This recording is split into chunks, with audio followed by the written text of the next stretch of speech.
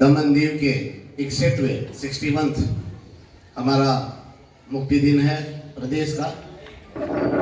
तो उस उपलक्ष्य में यहाँ उपस्थित हमारे स्कूल के शिक्षकगण, छात्रगण और मुझे सुनने वाले अभिभावक और हमारे दमन दीव वासियों, जैसे कि आप सबको पता है, ये 61वां हमारा मुक्ति दिन है, स्वतंत्रता दिन है।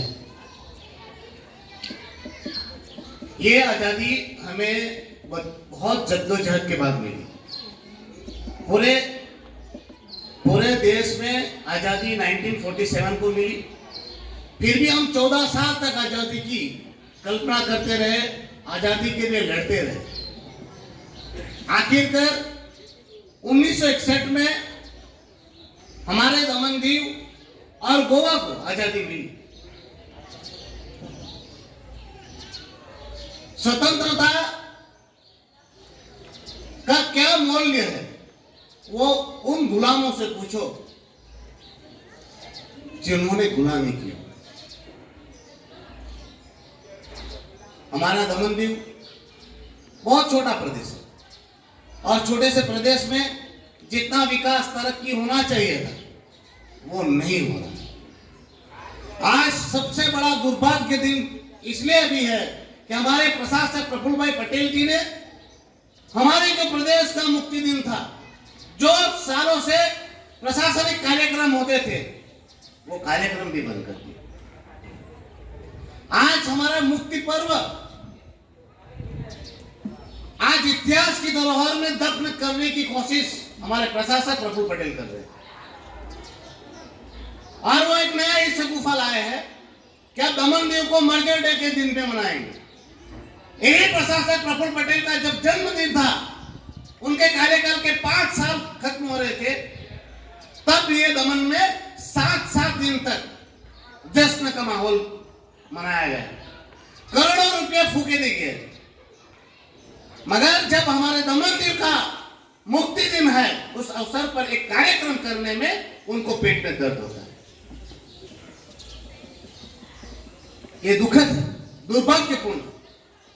आप मनाइए अपना बर्थडे, आप मनाइए मर्डर डे, पर एक दिन का कार्यक्रम, हमारे मुक्ति दिन का कार्यक्रम हमसे नहीं छीना जाना चाहिए था।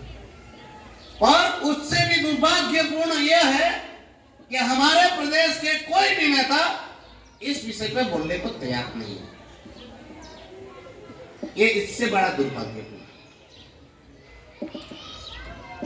मुझे आज ऐसा हो रहा है कि शायद भगत सिंह, चंद्रशेखर आजाद, सुभाष चंद्र बोस, महात्मा गांधी जी सहित सरदार वल्लभ भाई पटेल सहित क्रांतिकारियों ने, स्वतंत्र वीरों ने अगर लड़ाई नहीं लड़ी होती तो यह भारत का खंड खंड में रहने वाला व्यक्ति आज व्हाट्सएप और फेसबुक पर बड़े बड़े लेक्चर देता और बड़े बड़े आंदोलन करता, केवल और केवल सोशल मीडिया पर।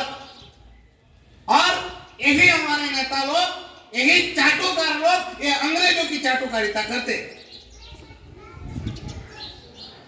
ये है हमारे प्रदेश की स्थिति। जो आज कविता क्रिस गा रहा था, वो एक्चुअली में मैंने बनाई थी। इसलिए बनाई थी, जब आदमी का खून खोलता है तो वो खून जब खोलता है तो किसी विचार की तारा लेता है। और वो कविता इस प्रकार थी, तरक्की पर है भ्रष्टाचार, लुटेरी हो गई है सरकार, कि जनता चीख रही है, कि जनता चीख रही है।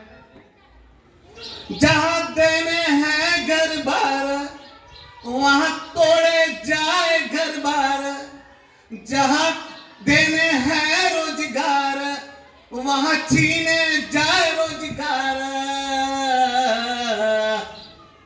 जहां देने हैं रोजगार, वहां छीने जाए रोजगार, जहां देने हैं घर बार, वहां तोड़े जाए घर बार।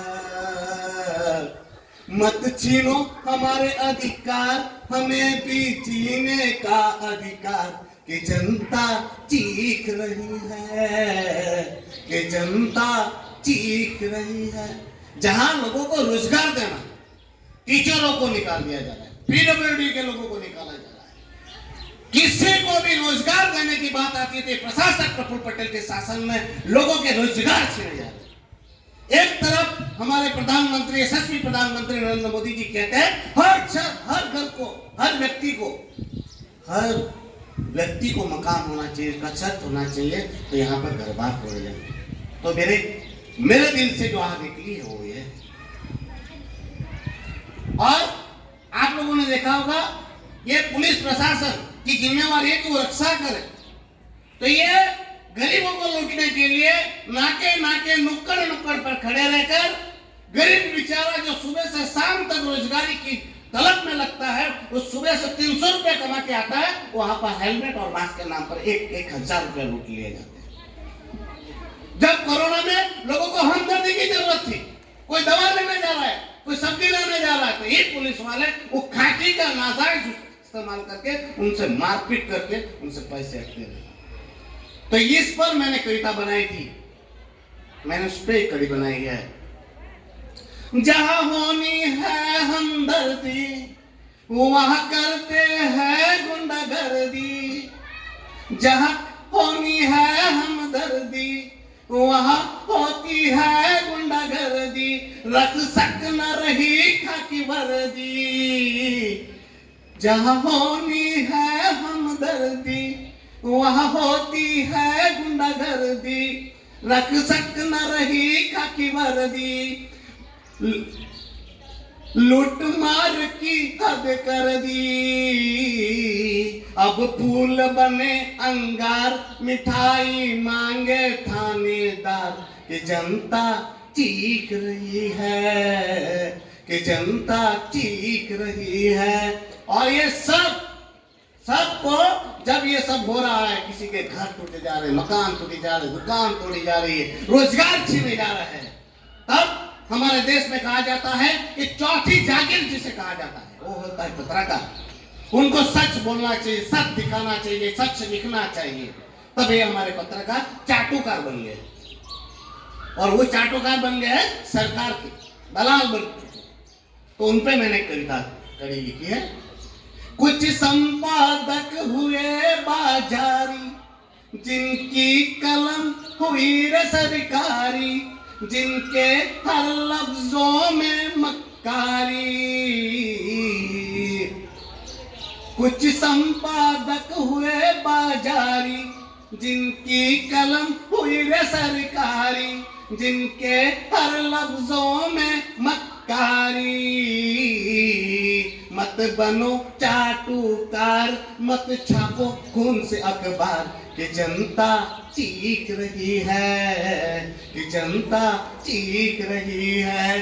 तरक्की पर है भ्रष्टाचार, लुटेरी हो गई है सरकार, कि जनता चीख रही है, कि जनता चीख रही है। बहुत हुई महंगाई की मार, अब बस करो रे सरकार, कि जनता चीख रही है, कि जनता चीख रही है। प्रफुल्ल मचाया हाहाकार, जनता हो गई हाहाकार, कि जनता चीख रही है, कि जनता चीख रही है। प्रफुल्ल मचाया हाहाकार, अब मची है जनता में हाहाकार, कि जनता चीख रही है, कि जनता चीख रही है। अब सुधर जाओ रे सरकार, नहीं तो उतर जाएगी तुम्हारी सरकार, कि जनता चीख रही है, कि जनता चीख रही है। ये कविता मैंने इसलिए गाई कि ये जज्बा है प्रशासन का, तुगलक के फरमानों का हम विरोध कर रहे हैं और विरोध करेंगे। ये आजादी हमारे पुरखों ने जद्दोजहद खून बहा के मिलाई। ऐसे ही हमें आजादी नहीं मिली है, हमने काफी बलिदान दिए, तब जाके हम आजाद हुए। और उस आजादी का पर्व ना मनाया जाए, वो आजादी का पर्व नहीं मनाने देंगे हमें। हमारे करोड़ों करोड़ों अरबों रुपयों का भ्रष्टाचार हो रहा है और हम लोग बेबसों की तरह देखे, तमाशा देखे। मेरे स्कूल में पढ़ने वाले हर एक छात्र से मैं निवेदन करूंगा, हमारे हक और अधिकार के लिए चाहे हमारी जान चली जाए, मरना एक दिन सबको है, मगर झुकना कभी नहीं है। मौत निश्चित है, वो आनी ही आनी है, मगर हमारे आत्म स्वाभिमानों के साथ कभी समझौता नहीं होना चाहिए। हमारे हक और अधिकारों पर किसी की तरफ रहे और हम बेबसों की तरह तमाशा देखे, वो कभी नहीं होना चाहिए। मन को इतना मजबूत कर दो कि आप लोगों के हक और अधिकार को कोई छीनने की कोशिश ना करे। आज मेरे वक्तृत्व में, मेरी भाषा में तल्खी जरूर है, मगर वो आग आप लोगों के स्पीच में निकल आई है, उसके लिए मैं क्षमा चाहता हूं। मगर आप लोगों के माध्यम से मैं ये कहना चाहता हूं प्रशासक प्रफुल्ल पटेल को कि यह दमनदीव उसके बाप की जागीर नहीं है, ये हमारा प्रदेश है। कोई प्रशासक प्रफुल्ल पटेल के बाप घोड़ा भाई को यह कन्यादान में नहीं मिला हुआ है। ये प्रशासक प्रफुल्ल पटेल कान खोल के सुन ले। ये मैं वीडियो में इसलिए रिकॉर्ड करवा रहा हूं ताकि मैं सर्कुलेट कर सकूं, और ये माध्यम से मैं प्रशासक प्रफुल्ल पटेल को ये मैसेज भेजना चाहता हूं, ये तेरे बाप की जागीर नहीं है। तेरे द्वारा लिए गए मनस्वी फैसले कुछ प्रशासन में बैठे हुए तुम्हारे चाटुकार अधिकारी नेता जो तुम्हारी चाटुकारिता करते हैं, और कुछ मीडिया के दलाल लोग सर झुका के मान सकते हैं, मगर जहां तक ये उमेश पटेल जिंदा है तब तक तुम्हारे मनस्वी फैसलों को नहीं मानेगा। तो ये कहना है, हमारे दमनदीव के 61वें मुक्ति दिन की आप सभी को बहुत बहुत शुभकामनाएं, और उम्मीद करता हूं आप लोग स्वतंत्र रहे और स्वतंत्रता का पूर्ण से पूर्ण लाभ उठाए। जय हिंद।